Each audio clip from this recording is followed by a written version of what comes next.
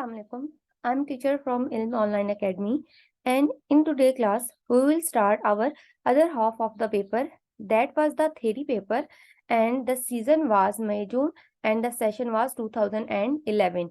You can see the past paper on my screen, and the paper was paper number 3, and this was the extended paper. Okay, in the last lecture we have discussed up to the question number 5 of this past paper, and now we will start from the question number 6. Hopefully you can see the paper on my screen clearly. Yes, this is the question number 6, and now we will start from this question. See the question number 6 part A. They are saying 6 different nuclei have the nucleon and proton number as follow. Okay, you are given with the table and you are given with the different isotopes of the different elements. Okay, and you have to choose state which two nuclei are the isotopes of the same element.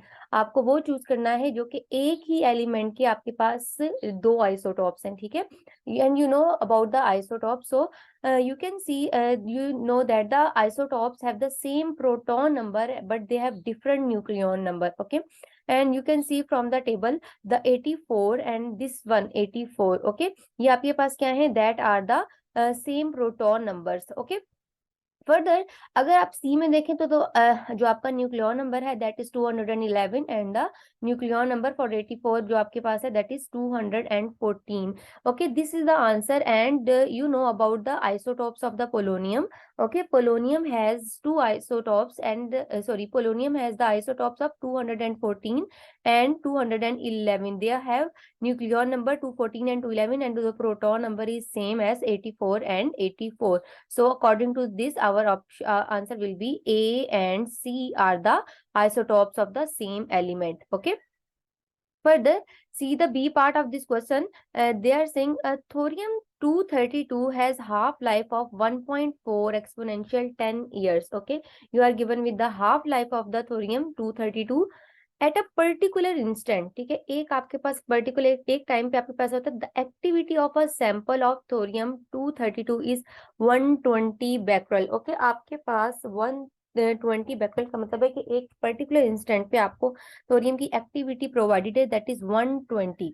Okay, उसके बाद क्या होता है, calculate the time taken for the activity of this sample to fall to 15 BQ. अब आपके पास वही activity जो है कुछ टाइम बाद आपके पास फॉल करके रिड्यूस होके 15 BQ हो जाएगी.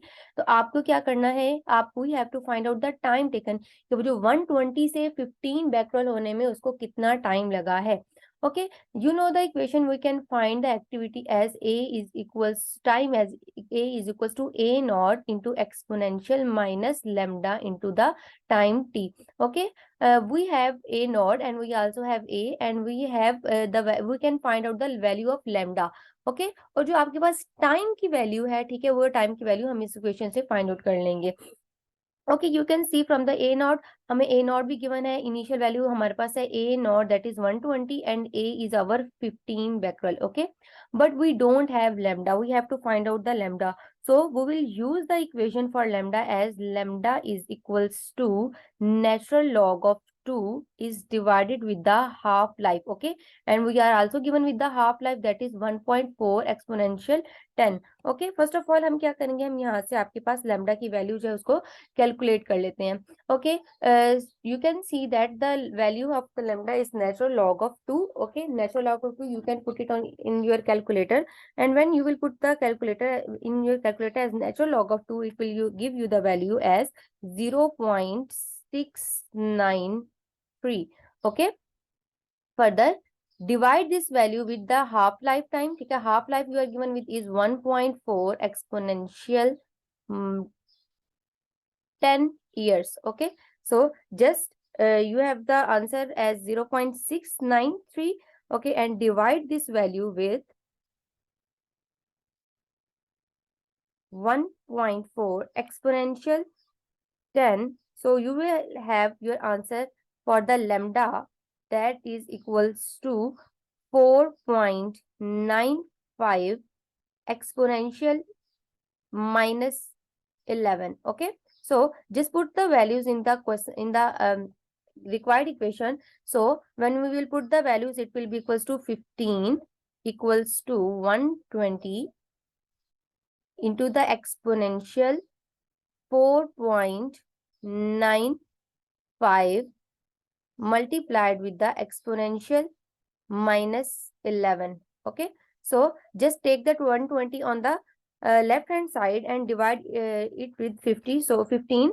So it will give you the answer as 0.125, okay, equals to exponential 4.95 exponential minus 11 with the time t, okay, and minus 11, and the value is in minus. Okay, you can see the value of lambda is in negative and with the time t, so that is minus 11 and time t. So just you have to take the natural log on both sides. Okay, and you know, when you will take the natural log on both sides, and the natural log and the exponential are the inverse of each other, so e on the exponential on the right hand side will cancel the natural log, and you will left just with the value of 4.95 multiplied with the exponential minus 11 into the time t. Okay, further 0.125 you have to take the natural log of this value, so natural log of 0.125, natural log of 0.125 will give you the answer as minus 2.07, and this value was also in minus. Okay, 794. Okay, the negative on the both side of the equality will cancel. Okay, and you just will divide the 2.07 with 4.9 exponential minus 11, and you will got the value for the time t. So t will be equals to 2.0794. Okay, and this is divided with the 4.95 exponential minus 11. Okay, and when you will divide this value, you will got the value of the time as 4.2 multiplied with the exponential 10. Okay, that is the time taken for the activity to fall to 15 BQ. Okay, further the B part, explain why when the activity of 15 BQ must much of the sample will no longer be thorium 232. ठीक है, आपके पास जो sample है वो convert हो जाएगा, आपके पास वो फर्दर आपका जो स्टार्ट में आपका एलिमेंट था दैट वाज थोरियम 232, वो आपके पास नहीं रहेगा जब आपकी एक्टिविटी 15 BQ होगी. ओके, तो जब आपके पास आपकी डिके होंगे एलिमेंट, ठीक है, जब आपके पास डिके हो गए तो डिके होने के बाद आपके पास वो आपके पास नो लॉन्गर थोरियम आपके पास 232 क्यों नहीं रहेगा, बिकॉज आपका जो भी एलिमेंट है वो आपके पास कन्वर्ट हो जाएगा. ठीक है, आपके पास किसी और एलिमेंट में विद अल्फा डिके. जब अल्फा डिके होगा तो आपका जो थोरियम है इट विल कन्वर्ट. ठीक है, it will undergo into the radium 228. ठीक है, और जब रेडियम 228 डिके होगा फर्दर तो वो आपके पास रेडॉन और पोलोनियम 216 में आपके पास कन्वर्ट हो जाएगा. ओके, सो आपके पास क्या होगा कि thorium 232 it will convert into the other आपके पास element undergoing to decay. Okay, so answer for this will be it has decayed into other isotopes like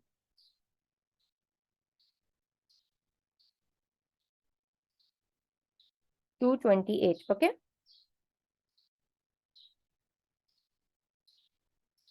so that will be the answer.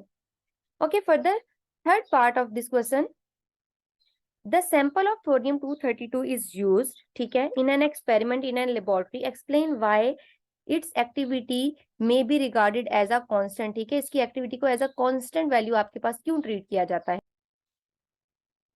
Because जो आपके पास activity होती है आपके thorium की, ठीक है, जो उसका जो डिके होता है, डिके इज वेरी स्लो, उसका डिके जो है वो बहुत स्लो होता है. ठीक है, और जो नंबर ऑफ डिके होते हैं पर यूनिट वो आपके पास बहुत ज्यादा एलिमेंट्स हैं, वो आपके जिसके प्रोटॉन नंबर होते हैं या आपके जो मैस नंबर होते हैं वो आपके पास टाइम के अकॉर्डिंग बहुत स्लोली डिके करते हैं. इस वजह से हम जो है इसको एज अ कांस्टेंट ट्रीट करते हैं. ठीक है, इनका जो टाइम लैप्स होता है वो बहुत ज्यादा आपके पास स्मॉल होता है. So write the answer for this is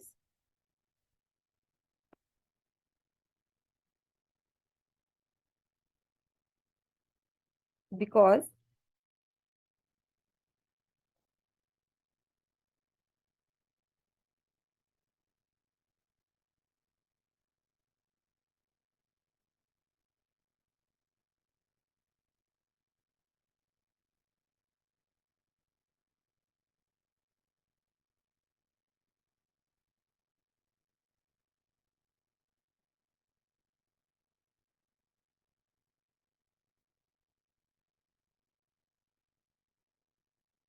okay, so that will be the answer for this one.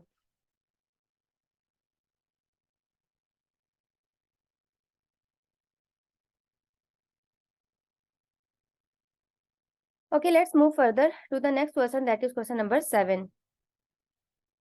Question number 7 is the speed of light in air is known to be 3 exponential 8 metre पर second. ठीक है, हमें जो speed of light है वो हमें known है आपकी एयर में। ठीक है, दैट इज 3 एक्सपोनेंशियल 8 मीटर पर second.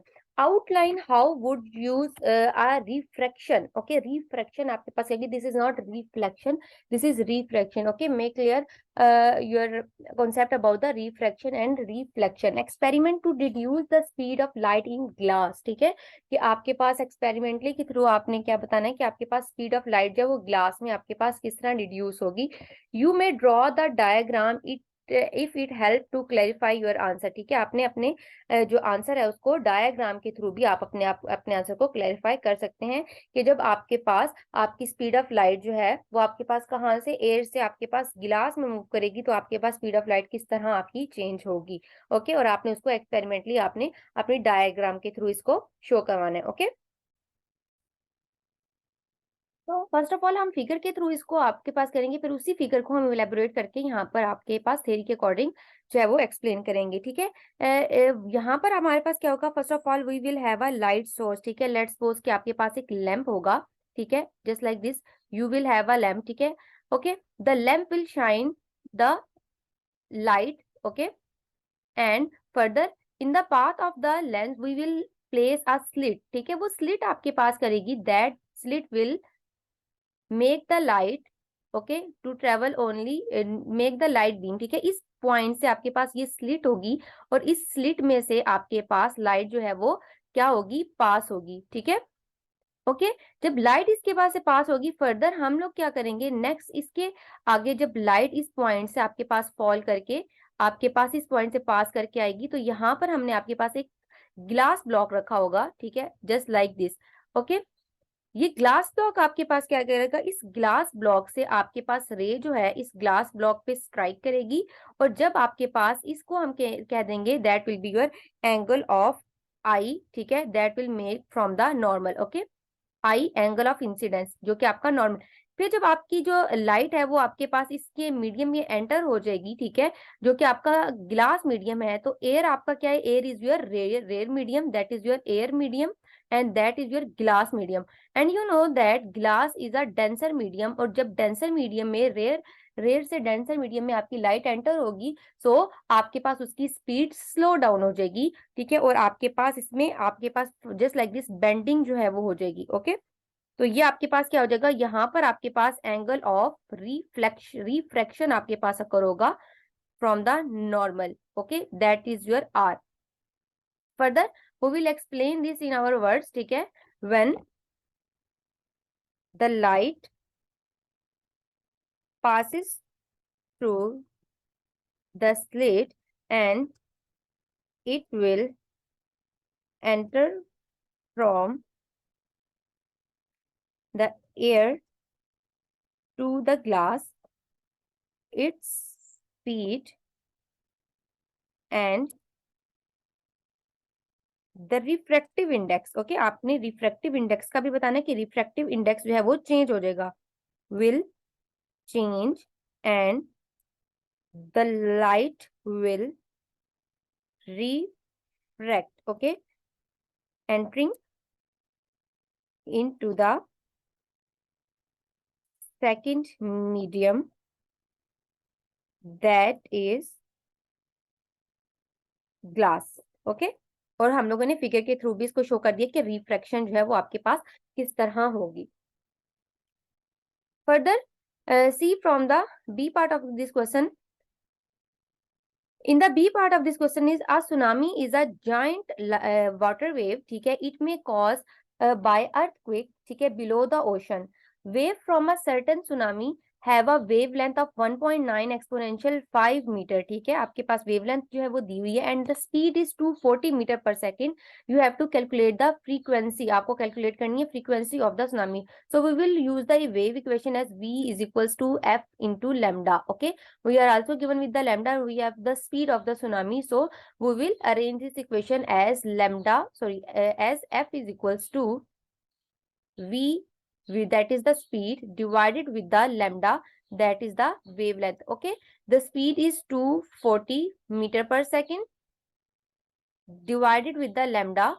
Okay, and the lambda we are given with is 1.9 exponential 5 meter, that is exponential 5 meter. Okay, just calculate this value as 240 is divided with 1.9 exponential 5 will give you the answer as 1.2 exponential 3. Okay, the answer of the frequency is 1.26 multiplied with the exponential minus 3. Okay, and the unit of the frequency is hertz. Okay, further from this question,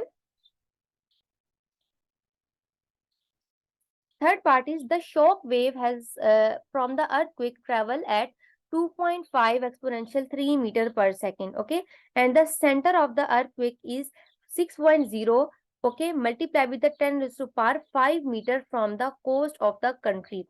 Calculate how much warning of the arrival of the tsunami at the coast is given by the earth tremor felt at the coast. ठीक है, आपने वो time बताना है कि जिसके time के according आपके पास उनको जो है वो उसकी इंफॉर्मेशन जो है वो दी जाएगी कि वो कितने टाइम में आपके पास ट्रेवल करके वहां पर आएगा. ओके, तो आप यहाँ से क्या कर सकते हैं, वी विल अप्लाई, हमें आपके पास यहाँ पर से स्पीड जो है वो भी गिवन है and we are also given with the earth, क्योंकि हमें जो मीटर में उसकी वेवलेंथ भी गिवन है कि वो कितनी स्पीड से आपके पास मूव करके आपकी तरफ आ रही है. ओके, तो सिंपली हम यहाँ से आपके पास दो फार्मूला यूज कर सकते हैं, that is the formula of the speed at that is distance divided with the time T. Okay, and you can also use another equation as v is equal to F into lambda. ठीक है, lambda आपके पास वही distance होगा and f will be equals to okay v divided with the lambda, that is the wavelength. Okay, उसके बाद आपके पास आ जाएगी frequency. Frequency we know that is 1 divided with the t is equals to v divided with the lambda.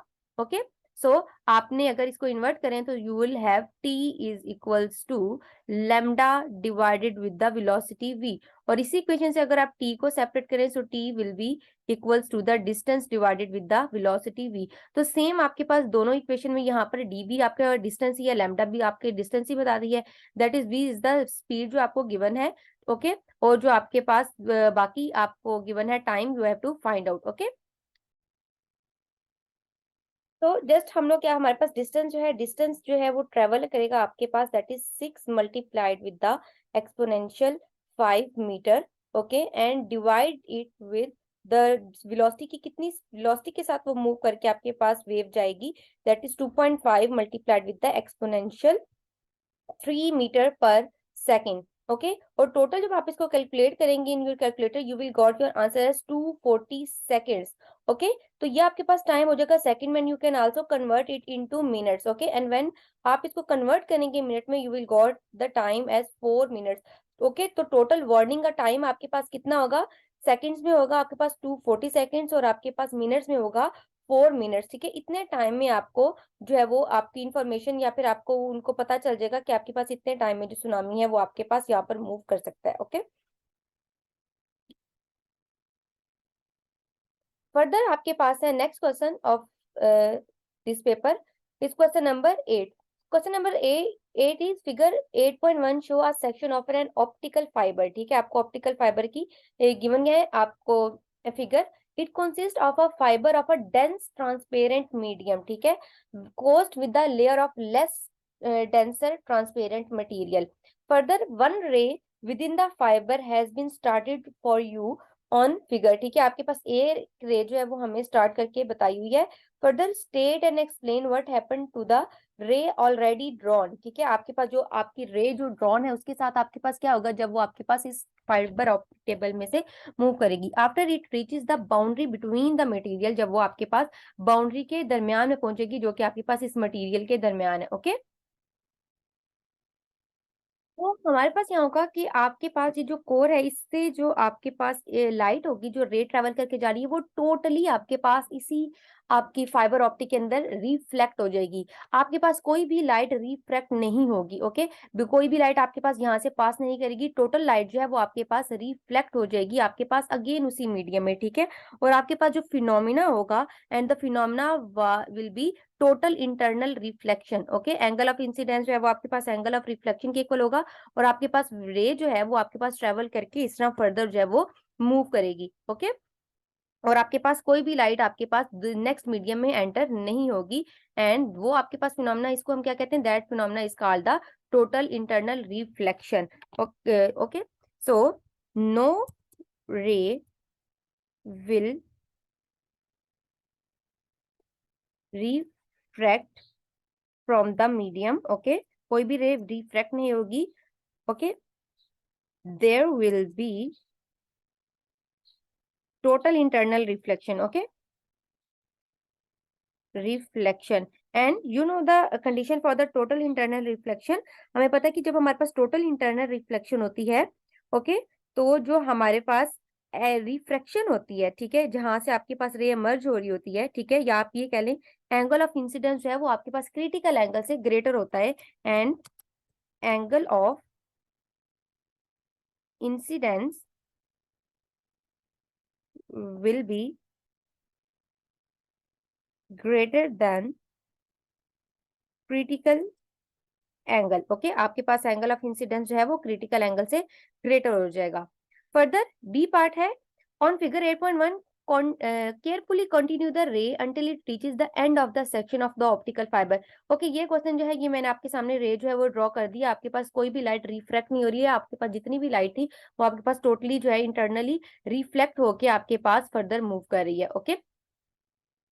B part जो है इस question का, fibre optic cable are some time use, ठीक है, आपके पास sorry use to carry out the internal examination of the human stomach, ठीक है। हमारे पास ह्यूमन स्टमक के अंदर अगर हमें कोई हमारी बॉडी के स्टमक में कोई प्रॉब्लम हो जाए, लेट्स सपोज कोई हमारे पास इंजरी या फिर कोई जख्म हो जाता है, ठीक है, तो उसको हमारे पास ट्रीट करने के लिए भी हमें फाइबर ऑप्टिक केबल को यूज किया जाता है। Suggest one reason why the cable is made up of thousand of very thin fibre optical fibre, ठीक है।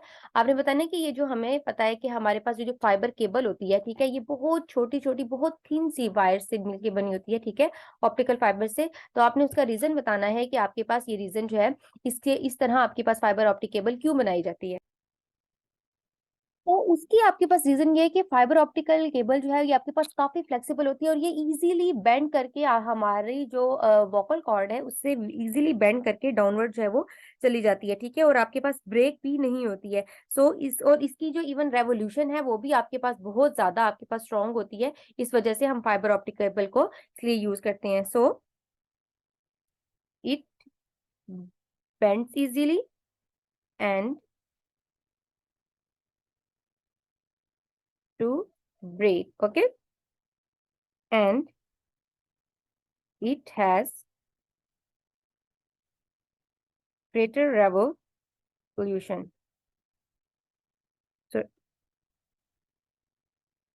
so revolution. Okay, further describe briefly how inside of the stomach is illuminated, ठीक है। आपके पास inside जो है हमारे stomach का वो इल्यूमिनेट किस तरह किया जाता है और जो डिफेक्ट होता है जहां से हम लोगों को देखना होता है वो आपके पास किस तरह हम देखते हैं, ओके। तो इसमें यह है कि light from optical cable pass and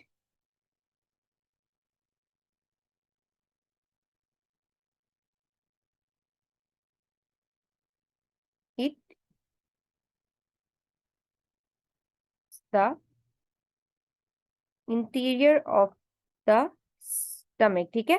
जो लाइट होती है फाइबर ऑप्टिक केबल से वो ट्रेवल करके हमारे स्टमक के अंदर जाती है और वहां से हमारे जो इंटीरियर पार्ट्स होते हैं हमारे स्टमक के उनको इलिमिनेट किया जाता है। Okay, further see the next third part, describe briefly how the light from the stomach is transferred to the detecting equipment outside the body। ठीक है, जो हमने आपके पास अब ये तो है कि हमने आपके पास बॉडी में अपना स्टमक में ऑप्टिकल फाइबर को पास करवा दिया, वो आपके पास बॉडी में एलिमिनेट कर देगा, बट वो जो लाइट है या जो इमेज है जो आपके पास डिफेक्ट है हमारा, वो हमें आपकी स्क्रीन पर किस तरह शो होगा या लाइट ट्रेवल बैक करके किस तरह जाएगी।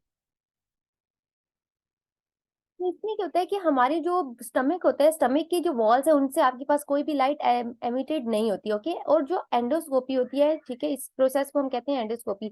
एंडोस्कोपी के प्रोसेस में आपके पास एंड पे एक स्मॉल कैमरा भी अटैच होता है। वो कैमरा आपके पास क्या करता है, वो आपकी बॉडी की जितनी भी टोटल इमेज होती है उसको कैप्चर करता है और वो कैप्चर करके ट्रांसमिट करता है उसको आपकी डिटेक्टिंग इक्विपमेंट में।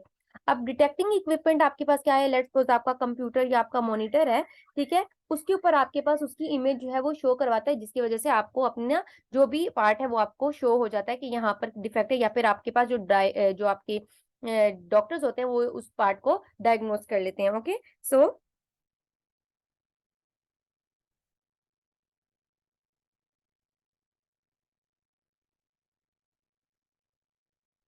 Capture the image. Okay,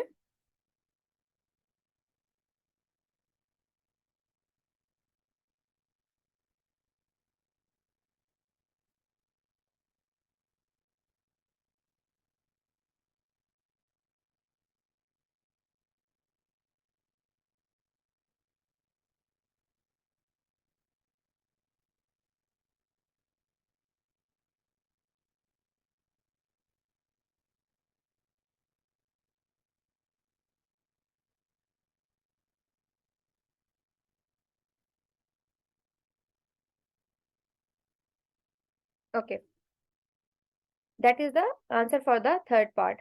Now let's move to the next part of this question. So next question of this chapter, this past paper. Question number 9 is a simple motor। ठीक है, आपके पास there is a simple motor is made in a school laboratory। A coil of wire is mounted on an axle between the poles, ठीक है, of a horseshoe magnet as illustrated in figure 9.1। Okay, A part is at instant, ठीक है, illustrated the coil ABCD is horizontal and the battery is connected as shown। ठीक है, आपके पास अभी coil जो है वो बिल्कुल horizontally पड़ी हुई है। ठीक है, so for this position state the direction of the force on AB and the direction of AB। ठीक है, आपने बताना है कि आपके पास फोर्स AB पे क्या लगेगी और आपके पास डायरेक्शन AB की क्या होगी। फर्स्ट ऑफ ऑल आपने फोर्स बताना है AB पे, ठीक है, और आपने बतानी कि डायरेक्शन जो है वो AB की क्या होगी। अकॉर्डिंग टू द फिगर हमने अगर देखेंगे तो हमारे पास जो मैग्नेटिक फील्ड है उनकी डायरेक्शन होगी from north pole to the south pole. ठीक है, और आपके पास जो फोर्स अप्लाई होगी ए एंड बी पे वो आपके पास डाउनवर्ड फोर्स अप्लाई होगी। ठीक है, आपके पास इस पॉइंट से डाउनवर्ड फोर्स अप्लाई होगी और इस पॉइंट से आपके पास जो कॉइल है वो अपवर्ड मूव करेगी। आपने अपने टॉपिक में भी जो मोटर का टॉपिक है उसमें भी आपके पास कंप्लीटली एक्सप्लेन किया हुआ है इसको। और अगर आपके पास कॉइल जो है उसको डाउनवर्ड फोर्स लगेगी तो कॉइल आपके पास मूव भी यहाँ से डाउनवर्ड ही करेगी in the form of anti clockwise. ठीक है, और यहाँ पर से आपके पास जो सी और डी पार्ट से आपके पास क्लॉक जो आपकी क्लॉक है वो आपके पास किस डायरेक्शन में मूव करेगी, आपके पास क्लॉकवाइज डायरेक्शन में अपवर्ड फोर्स के साथ मूव करेगी। ठीक है, okay, so force on A B के ऊपर आपके पास कौन सी फोर्स अप्लाई होगी, आपके पास ए बी पे डाउनवर्ड फोर्स आपके पास अप्लाई होगी। एंड आपके पास जो डायरेक्शन होगी ऑफ ए बी वो आपके पास क्या होगी, एंटी क्लॉकवाइज। ठीक है, एंटी क्लॉकवाइज डायरेक्शन में आपके पास मूव करेगी। फर्दर इसी का टू पार्ट है, explain why B C does not contribute to the turning force on the coil. ठीक है, आपके पास टर्निंग जो आपके पास बी सी पार्ट है, ए बी आपके पास मूव कर रहा है लेकिन बी और सी पार्ट जो है वो आपके पास कॉइल को टर्न करने में कंट्रीब्यूट नहीं कर रहा। You have to explain this reason. तो इसका रीजन आपके पास ये है कि बिकॉज हमें पता है कि आपके पास वो पार्ट जो कि आपके पास परपेंडिकुलर डायरेक्शन में हो, आपके पास मैग्नेटिक फील्ड के साथ, वो आपके पास कंट्रीब्यूट करेगा आपकी कॉइल को मूव करवाने में, ठीक है। अगर मैग्नेटिक फील्ड जब इलेक्ट्रिक फील्ड के साथ आपके पास क्या करेंगी, इंटरेक्ट करेंगी और आपके पास फोर्स अप्लाई होगी तब, ठीक है। तो जो आपका सी और डी पार्ट है वो आपके पास क्या है, वो आपके पास पैरेलल है, वो आपके पास परपेंडिकुलर नहीं है।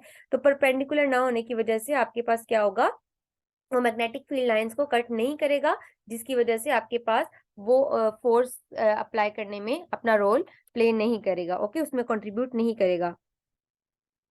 सो we C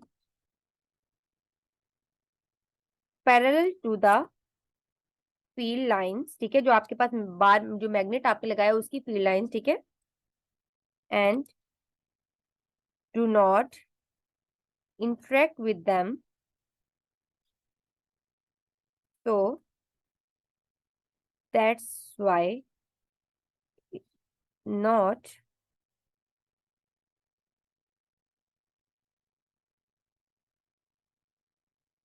contribute in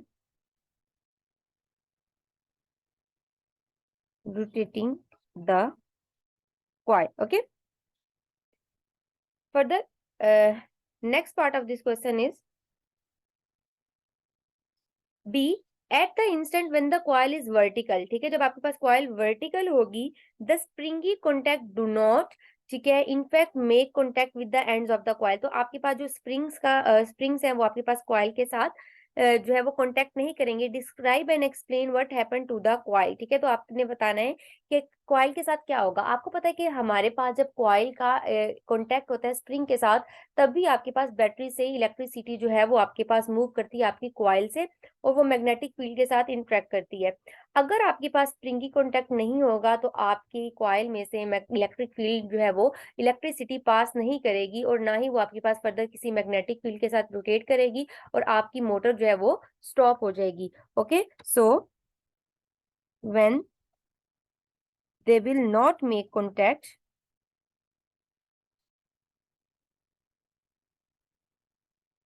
no current will pass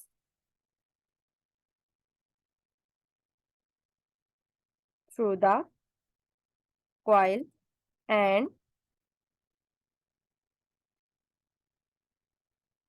the motors will stop working, okay, motor working stop कर देगी अपनी। So, and C part of this question is the motor in figure 9.1 does not rotate very quickly, वो आपके पास बहुत तेजी से rotate नहीं कर रही है। The designer of a commercial motor is required to produce a faster motor, तो वो आपके पास चाहता है कि आपके पास मोटर जो है वो फास्ट मूव करे। तो आपने कहना suggest one change that could be made to increase the speed of the motor, ठीक है। आपने कुछ ऐसा बताना है कि जिसकी वजह से आपके पास जो स्पीड है वो आपके पास इंक्रीज हो जाए, ठीक है। तो हमें पता है कि अगर हमारे पास करंट इंक्रीज हो जाएगी, तो करंट की इंक्रीज होने की वजह से आपके पास जो कॉइल है वो बहुत ज्यादा फास्ट रोटेट करना स्टार्ट कर देगी। अब जब कॉइल आपके पास फास्ट रोटेट करेगी, वो ज्यादा से ज्यादा मैग्नेटिक फील्ड्स को आपके पास क्रॉस करेगी और आपके पास more and more electricity generate होगी। तो आप क्या कर सकते हैं, और हमें करंट का पता है, we can increase the value of the current by increasing the number of turns of the coil. तो अगर हमने नंबर ऑफ टर्न्स जो है वो कॉइल की इंक्रीज कर दी, ठीक है, तो उससे करंट भी इंक्रीज हो जाएगी, और जिसकी वजह से कॉइल है उसकी मूवमेंट भी फास्टर हो जाएगी, उसकी वर्किंग फास्ट हो जाएगी, वो ज्यादा से ज्यादा मैग्नेटिक फील्ड्स को इंटरेक्ट करेगी, जिसकी वजह से आपके पास मोटर की वर्किंग जो है वो फास्ट हो जाएगी। सो increasing the number of turns of the coil, okay.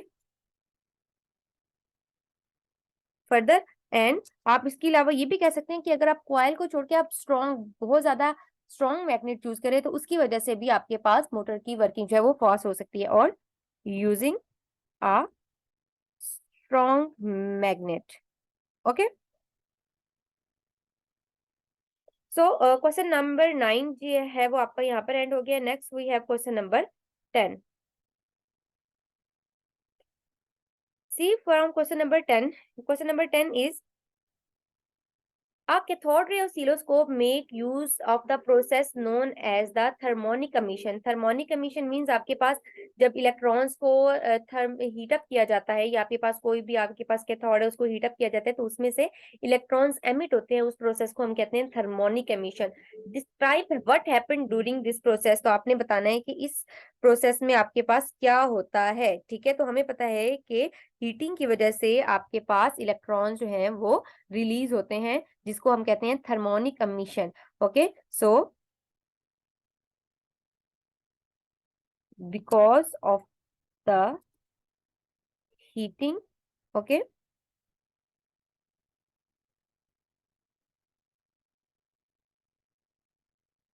the electrons will emit. Okay, electron जो है वो एमिट होगी. Further, in the space below, draw a label diagram of the cathode ray oscilloscope. You have to draw a cathode ray oscilloscope, including in your diagram the tube, the cathode ray, the accelerating anode, the focusing anode, and the both X and Y plates. Do not attempt to show any external circuit. ठीक है, आपने कोई external circuit नहीं show करना. You have to just draw the cathode ray tube. Okay, तो first of all हम यहाँ पर से आपके पास ट्यूब बना लेते हैं. ठीक है, that is the tube, cathode ray tube. Okay, इस कैथोड रे ट्यूब में आपके पास इस पॉइंट पे आपके पास एक, वी नो दैट यहाँ पर आपके पास एमिशन के लिए एक ट्यूब लगी होगी. ठीक है, इस ये जब आपके पास हीटअप होगी, तो हीटअप होने की वजह से यहाँ से आपके इलेक्ट्रॉन जो है वो एमिट होंगे from this part. Okay okay, इसी पार्ट के साथ यहाँ पर आपके पास दो प्लेट्स लगी होंगी. ठीक है, इस फॉर्म में. Okay, X plate, you can mark it as X plate, and you can also mark it as your Y plate. ये आपके पास आपके इलेक्ट्रॉन्स को मूव करवाएंगी अपवर्ड. ठीक है, और आपने कोई एक्सटर्नल सर्किट ड्रॉ नहीं करना. ठीक है, ट्यूब, द ट्यूब. ओके, हमने ट्यूब भी आपके पास बना लिया. ये आपका हो गया कैथोड जो हीट होगा. ठीक है, और हीटअप होने के बाद आपके पास इलेक्ट्रॉन जो है वो इसमें से एमिट होंगे. ठीक है, द एक्सेलरेटिंग एनोड, आपने एनोड भी ड्रॉ करना है यहाँ से. ओके, फर्दर आप इसी डायग्राम को आप किसी और फॉर्म में भी बना सकते हैं. देखिए, ये आपकी अपनी मर्जी है. आप इसको इस वर्टिकल फॉर्म में भी बना सकते हैं, इस फॉर्म में. ओके, सो आप यहाँ से आपके पास देखिए, आपके पास क्या होगा, यहाँ से सप्लाई होगी. ठीक है, आपके पास कैथोड लगा होगा सबसे पहले इस पॉइंट पे आपके पास. यहाँ पर आपका, that is the another diagram. Okay, in this part, in this part आपके पास यहाँ पर आप शो करेंगे that will be your cathode. Further cathode के बाद आपके पास क्या लगा होगा, यहाँ पर आपके पास डिफ्लेक्टिंग प्लेट्स लगी होंगी. Okay, X and Y plates,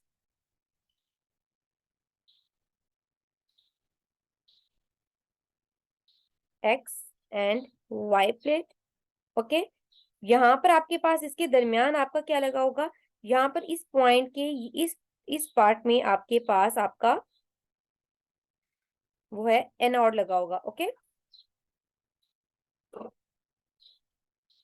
जो कि आपके इलेक्ट्रॉन्स को एक्सेलरेट करेगा. Further C part of this question, a cathode ray is a beam of electron. Yes, we know that cathode ray हमारे पास क्या होती है, कैथोड जो है वो आपके पास बीम ऑफ इलेक्ट्रॉन्स होती है. ठीक है, so suggest one way of controlling the number of electron B. ठीक है, वन वे आपने बताना है कि जिसके थ्रू आप जो इलेक्ट्रॉन्स हैं उनकी बीम को कंट्रोल कर सकते हैं. ठीक है, तो इसके बाद आपके पास क्या है कि आप इलेक्ट्रॉन की बीम को कंट्रोल कैसे कर सकते हैं. आप अगर करंट को या फिर जो आप वोल्टेज प्रोवाइड कर रहे हैं, ठीक है, तो आप उसको चेंज कर दें. फर्दर उसके बाद ये है कि अगर आप अपने टेम्परेचर को चेंज कर दें, ठीक है, जितनी ज्यादा आपके पास आपकी कैथोड रे ट्यूब जो है हीट अप होगी, उतने ही ज्यादा आपके पास इलेक्ट्रॉन जो है वो एमिट होंगे. ओके, सो चेंज द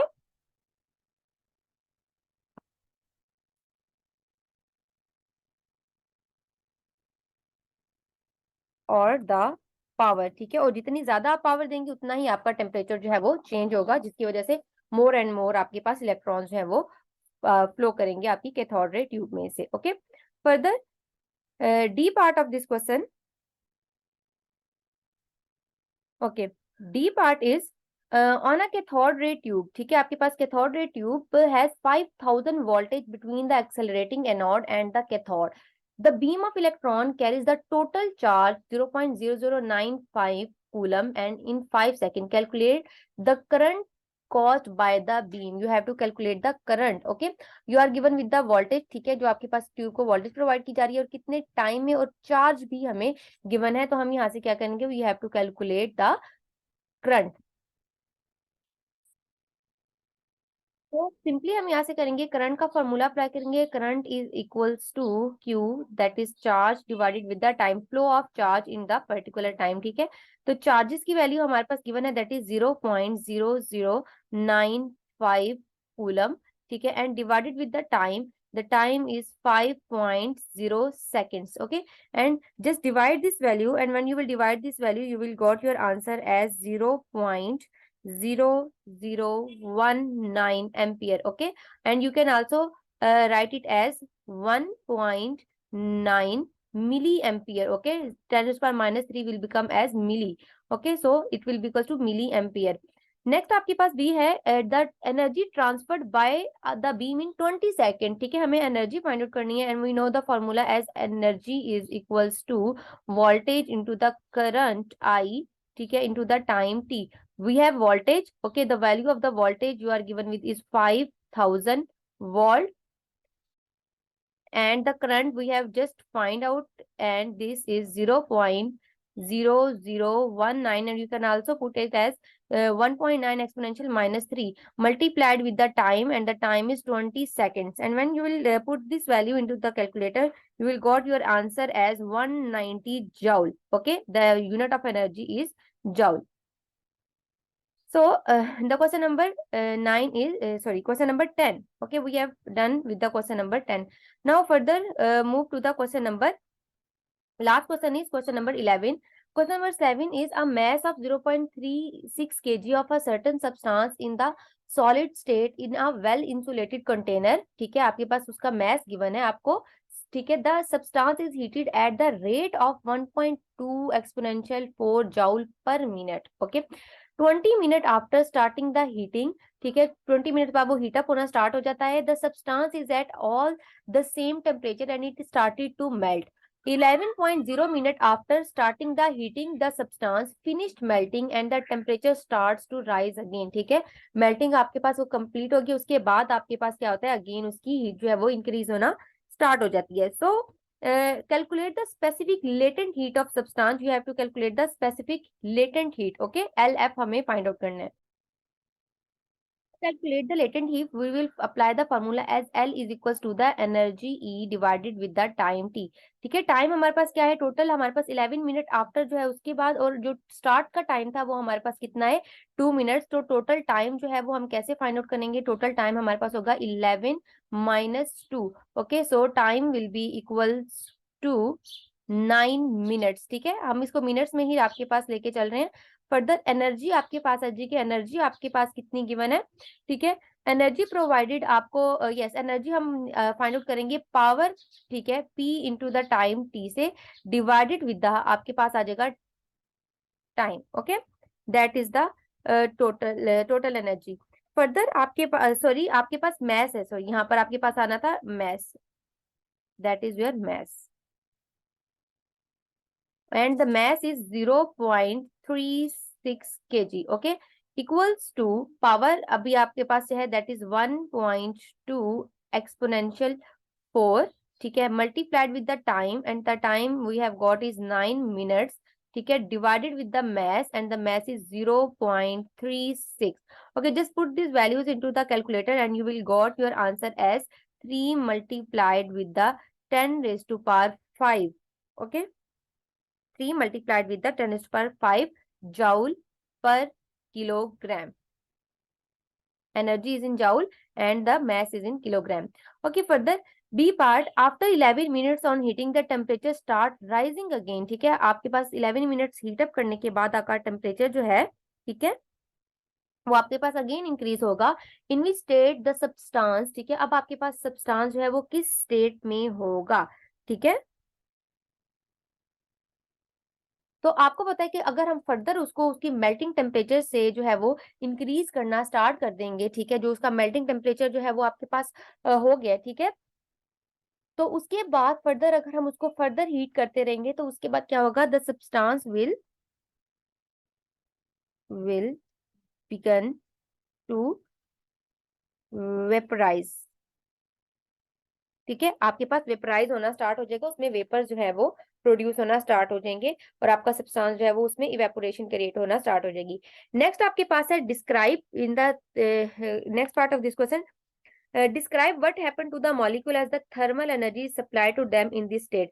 अगर आपके पास एनर्जी जो है वो सप्लाई होगी तो आपके पास क्या होगा इसमें फर्दर आपके पास इस स्टेट में, तो वी नो के तो आपके पास हम लोग टेम्परेचर को इंक्रीज करेंगे फर्दर तो उनकी मॉलिक्यूल्स की एनर्जी जो है वो molecules more and more energy आपके पास गेन करेंगे और उनकी काइनेटिक एनर्जी और पोटेंशियल एनर्जी भी इंक्रीज होगी और मॉलिक्यूल जो है वो रैंडमली मूव करना स्टार्ट कर देंगे और अगर आप कंटिन्यूसली टेम्परेचर को इंक्रीज करेंगे तो आपके मॉलिक्यूल्स जो है वो इवेपोरेट होना स्टार्ट हो जाएंगे। Okay, so the molecules will get more and more heat and begin to vibrate as their kinetic and potential energy will increases. Okay, उनकी काइनेटिक एनर्जी पोटेंशियल एनर्जी पे आपके पास क्या हो जाएगी, इंक्रीज हो जाएगी। ओके, हमारा यहाँ पर जो पास पेपर है वो कंप्लीट हो गया है। इंशाल्लाह नेक्स्ट क्लास में हम फर्दर कोई दूसरा पास पेपर जो है वो आपका स्टार्ट करेंगे। ओके, अल्लाह हाफिज।